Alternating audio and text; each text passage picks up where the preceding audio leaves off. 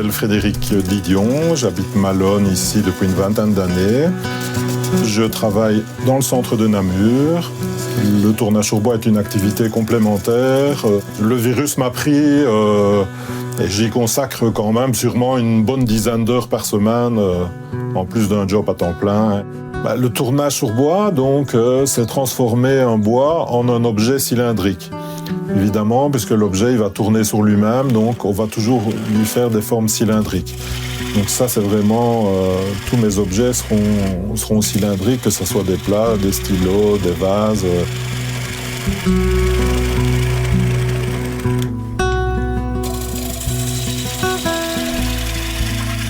Avec 4-5 outils, au début, on peut très bien s'en sortir.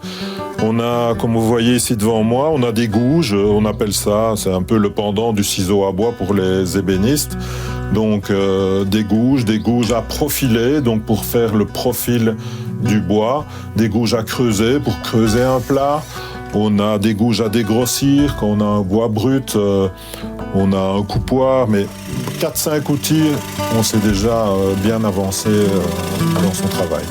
Il n'y a pas besoin d'avoir un investissement. L'investissement, c'est le tour, quand même un tour assez puissant pour pouvoir mettre des pièces qui ont un certain poids. Et après, le budget outils, voilà, c'est pas essentiel, entre guillemets. Il y a beaucoup à apprendre. Moi, voilà, ça fait 5 ans que je fais du tournage, mais j'ai encore beaucoup de choses, beaucoup de techniques à apprendre. Et c'est ça qui est gai. On peut toujours se former, voilà. Au-delà du tournage, de l'aspect technique des choses, la plus grosse difficulté, c'est de trouver les bois, les objets. Pour les tourner, le bois doit être sec. Et donc, on dit qu'un bois, il sèche d'1 centimètre de rayon par an. Donc imaginez un morceau de bois comme celui qui est sur le tour, il a dû sécher sûrement une dizaine d'années avant de pouvoir le travailler. Ici, vous avez un morceau de tilleul, un morceau de cerisier ici. J'aime beaucoup travailler l'olivier aussi, le hêtre, des bois qu'on trouve aussi dans nos régions. Comme tout tourneur ou sculpteur sur bois, on apprécie beaucoup les loupes de bois. Ce sont les excroissances qu'on trouve sur les troncs d'arbres qui sont l'origine souvent d'une maladie, d'une piqûre d'insecte. Ça donne un veinage tout à fait vraiment particulier, un marbrage. Le rendu final est souvent assez exceptionnel, quoi. Parfois, je mets une pièce sur le tour, je ne sais pas ce que je vais en faire. C'est le morceau de bois qui va me dire... par son nœud, par sa forme, au fur et à mesure que je vais le tourner, je vais en faire un vase, je vais en faire un plat, ou je vais en faire un objet décoratif. C'est le bois on se laisse parfois guider par le bois. C'est ça qui est un peu magique. On aime bien faire passer une émotion à travers les morceaux de bois, et donc je pense que pour vendre une pièce, il faut d'abord qu'elle nous plaise à nous, quoi. Si elle ne me plaît pas, je vais pas la vendre. Il y a des pièces qui, non, ça me plaît pas. Je ne pourrais pas la vendre parce qu'elle ne me procure pas d'émotion et donc je ne procurerai pas d'émotion à la personne qui l'achète. Moi, je cherche des bois qui sont bien vannés, qui ont vraiment des particularités.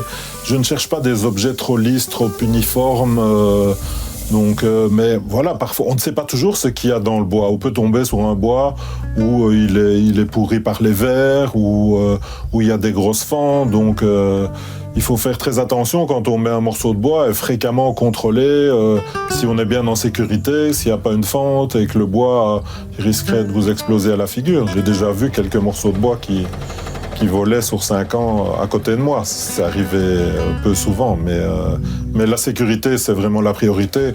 On travaille avec des outils qui sont quand même très aiguisés, qui sont tranchants, donc voilà, il faut pas jouer avec la sécurité. C'est une passion et je regrette qu'elle me soit venue si tard parce que, voilà, il n'est jamais trop tard, vous me direz, mais c'est une belle passion.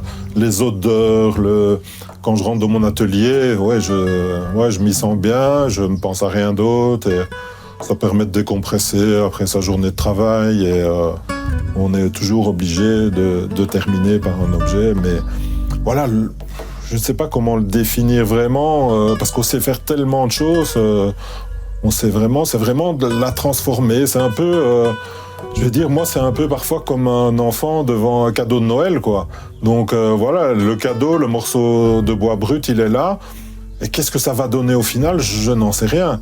Donc c'est vraiment une fois qu'on l'a poncé jusqu'à un grain assez fin, et ça va faire ressortir vraiment tout le veinage du bois, et voilà, c'est là qu'on a la satisfaction, et je sors ma pièce et je vais la mettre dans mon salon, et voilà, je suis fier, je la regarde, et c'est peut-être un peu ridicule, mais voilà, c'est une satisfaction personnelle.